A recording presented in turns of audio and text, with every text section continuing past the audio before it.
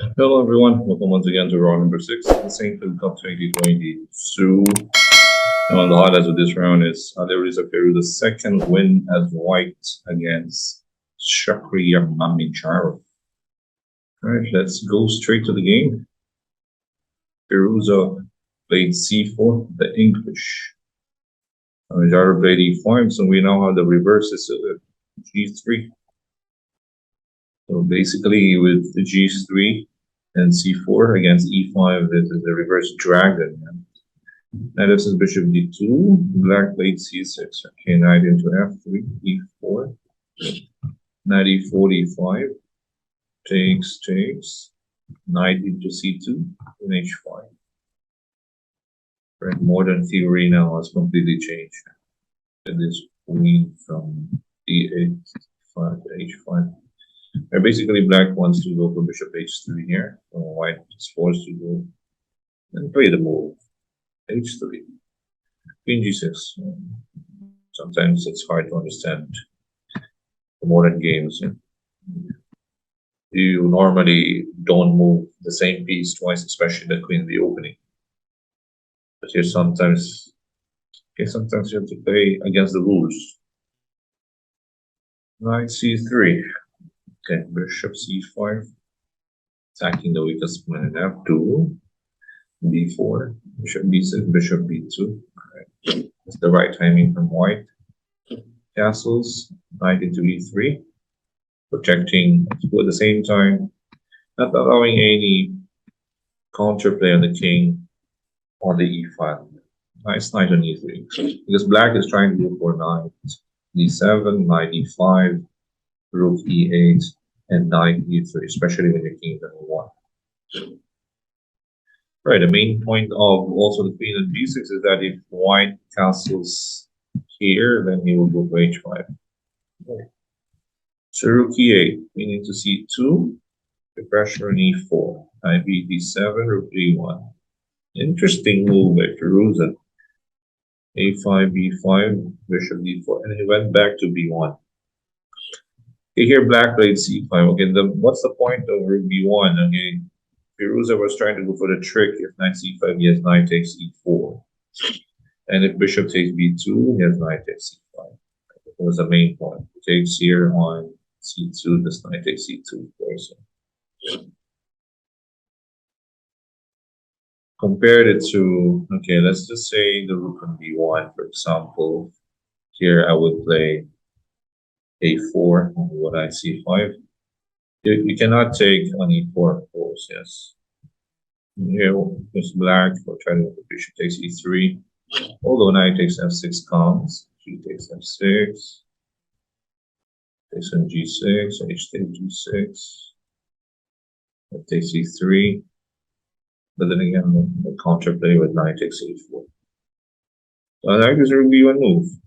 Black played c5, h4, h5, knight cd5. I'm not too sure if this is a blunder or a good move. It's a little bit of both, because it actually was the main turning point of the game. The knight d5 takes. Knight took on f2, gaining a pawn. But white has a very nice counterplay with rook f1.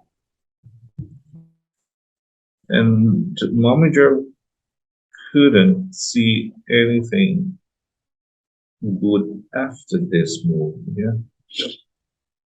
And he was out of plan here. Look at what he played. He played knight f8. Okay, he was worried about e4 and g7. Okay, probably the reason why he wanted to play knight f8 is to go for knight e6 and protect the g7 pawn. But after rook f1, he needs to play b6. Okay, for example, here rook f4, bishop b7, right, to protect e4. Queen c3, just f6. If let's say d3, for example, it takes a2, rook a1, and go back to f7. The knight stays on d7. Knight f8, maybe the decisive mistake of the game. So after queen c3, coupled with knight e6, now rook f4. White is so active. You played f5 and now d3. And the biggest blunder of the game, knight to d4. It was still possible to probably just take an a2, rook k1, queen d5. Okay, takes e4, queen d4. Although the resulting endgame will be better for white here. Knight d4, bishop take d4, takes d4, and he takes f5. If you go d3, for example, just bishop d5 check, and you have to play king f8 and e4. White will still win in the process. d3, knight d4, wins on the spot. He's just winning a piece. If you go back to e6 here, d takes e4. If you take on e4, just bishop takes. Black has nothing. Imagine the rook, and this bishop has never moved the whole game. Look at this rook k1, queen e6, d takes e4. That was the final move. Takes e4. Rook, and the bishop never moved. And that only shows that you played a bad game. Yeah. Okay, well, Mamedyarov wasn't able to understand the complications of the game. Yeah. This knight d7 to f8 probably is decisive mistake. Wrong plan. If here he played b6, it could have been a different result, I guess. Basically, the pawn protects c5, allows the bishop to at least develop on d7. And Firouzja's king is not so safe on e1. Sometimes you can catch this top players on their off days. Knight f8, maybe he wants to also put his bishop on g4. But Firouzja was quick with queen c3, alright, not allowing the bishop to really develop. So now the knight is blocking the bishop at c8. And a nice move on f4, but you cannot take the rook for f4, so made on g7. And it was just a matter of a wrong decision. Yeah, it was chess is all about decisions. You make a poor decision, you lose definitely. This knight f6, knight f8, knight e6 looks good optically, but if you look deeper, it was actually a bad decision by bad plan.